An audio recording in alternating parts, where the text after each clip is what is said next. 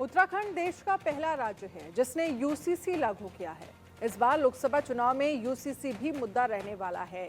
ऐसे में रितु खंडूरी बता रही हैं यूसीसी को लेकर क्या है केंद्र सरकार की मंशा, घुसपैठियों पर क्या है उत्तराखंड सरकार के कदम।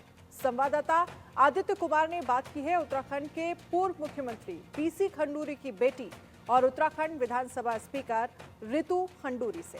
सुनिए। उत्तराखंड पहला ऐसा राज्य बना है जो यूसीसी लागू करने वाला और पूरे भारत को इससे एक सबक मिलने वाला, इससे एक ड्राफ्टिंग में मदद मिलने वाली है। हमारे सामने रितु खंडूरी जी हैं, उत्तराखंड के विधानसभा की स्पीकर हैं। इनसे जानते हैं कि यूसीसी किस तरीके से आपको लगता है कि बेनिफिशियल हो सकता है भारत के लिए और खासतौर से उत्तराखंड के जो सरकार में हुआ है उसमें। देखिए, मेरा मानना यह है कि यूसीसी पे काफ़ी सालों से चर्चा होती आई है और एक ओपिनियन भी इसमें बना है, कुछ इसके पक्ष में है, कुछ विपक्ष में। और मुझे बहुत खुशी है इस बात की कि हमारे प्रेरणा स्रोत आदरणीय प्रधानमंत्री जी रहे और हमारे युवा मुख्यमंत्री जी ने ये निर्णय लिया कि हम यूसीसी को पास करेंगे। धन्यवाद देना चाहती हूँ उत्तराखंड की जनता का भी। देवतुल्य जनता है, उन्होंने हमारे निर्णय को सहारा और विधानसभा में ये पारित हुआ। और आज आदरणीय राष्ट्रपति जी का भी मैं आभार व्यक्त करना चाहती हूँ कि उन्होंने उसको रैटिफाई किया। वो एक एक्ट बन चुका है। ये मेरा यूसीसी पे मैं काफ़ी बार बोल चुकी हूँ और मैं ये चीज़ देखती हूँ कि ज़्यादातर जो हम लोग केंद्रित हो रहे हैं वो लिव इन रिलेशनशिप पे केंद्रित हो रहे हैं, जबकि यूसीसी में बहुत से ऐसे पॉइंट्स हैं, बहुत से ऐसी चीज़ें हैं जो कि और भी हैं जिन पर भी हमें बात करनी चाहिए। चाहे वो यंग बच्ची की मैरिजेबल एज हो। आप जानते हैं कुछ ऐसे धर्म हैं जहाँ एक बार बच्ची 12 साल की हो जाती है या उसकी माहवारी शुरू हो जाती है तो उसको शादी योग्य समझा जाता है। 21वीं सदी में रहते हैं। अगर हम ये सोचते हैं तो गलत है। उसको भी अधिकार है कि वो 18 साल की हो और खुद निर्णय ले कि कब उसको ब्याह करना है। डिवोर्स राइट्स हैं, अडॉप्शन राइट्स हैं, प्रॉपर्टी राइट्स हैं। ऐसी बहुत सारी चीज़ें हैं जिस पर हम बात कर सकते हैं और बहुत अच्छे इसमें कुछ चीज़ें लेकर हमारी सरकार आई है। लिव इन रिलेशनशिप, अगर आप रहना चाहते हैं, आप ये निर्णय लेते हैं, तो आप जब लिव इन रिलेशनशिप में रहने का निर्णय ले सकते हैं तो मुझे लगता है आपको समाज को बताने में भी झिझक नहीं होनी चाहिए। You should own it up. तो इसलिए अगर लोगों को लगता है कि इसमें कुछ चेंजेस करने चाहिए, so this not the end.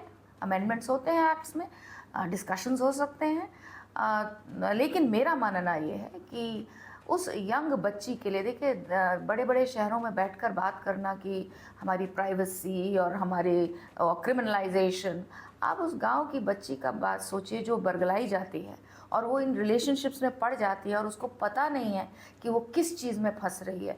धर्म परिवर्तन करके बच्चे लड़कियों को बरगला देते हैं। हम उन बच्चियों को बचाना चाहते हैं। हम उन बच्चियों को देख रहे हैं जो इन झांसे में आ जाती हैं और फंसती हैं।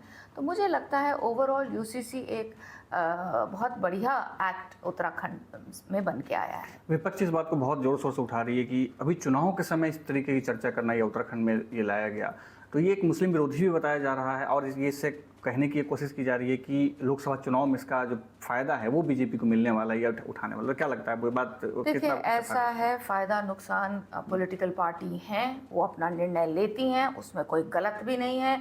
अगर किसी को किसी चीज़ में फ़ायदा दिखता है तो उसमें मैं तो कोई गलत चीज़ नहीं मानती हूँ। आप पॉलिटिकल पार्टी हैं, आप जीतने के लिए मैदान में आते हैं।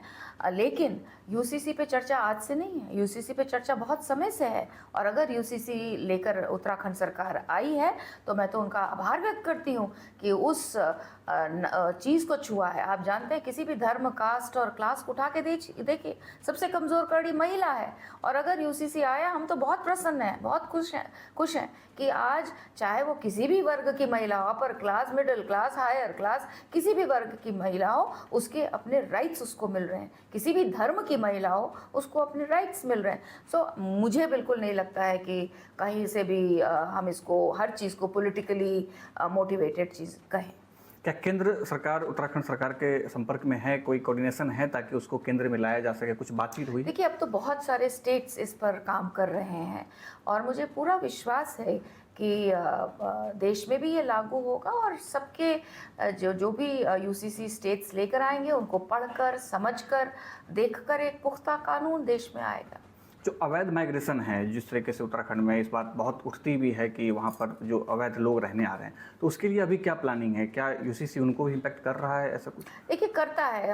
अगर ये एक्ट बना है तो नेचुरल बात है कि अब आपको ये तो, अगर आप किसी का साथ रह रहे हैं या आप वहाँ पहुँचे हैं तो आपको कहीं ना कहीं बताना पड़ेगा कि हम लोग यहाँ पे हैं या मैं यहाँ रह रहा हूँ, तो of course it will impact. तो आप सुन रहे थे रितु खंडूरी जी को, और इन्होंने खुल करके बात किया यूसीसी के बारे में, केंद्र का क्या फ़र्क पड़ने वाला है, केंद्र का क्या स्टैंड है, या किस तरीके से पूरा जो लोकसभा चुनाव है उसमें फ़र्क पड़ने वाला है। आप देख रहे थे इंडिया न्यूज़ के लिए आदित्य कुमार की रिपोर्ट।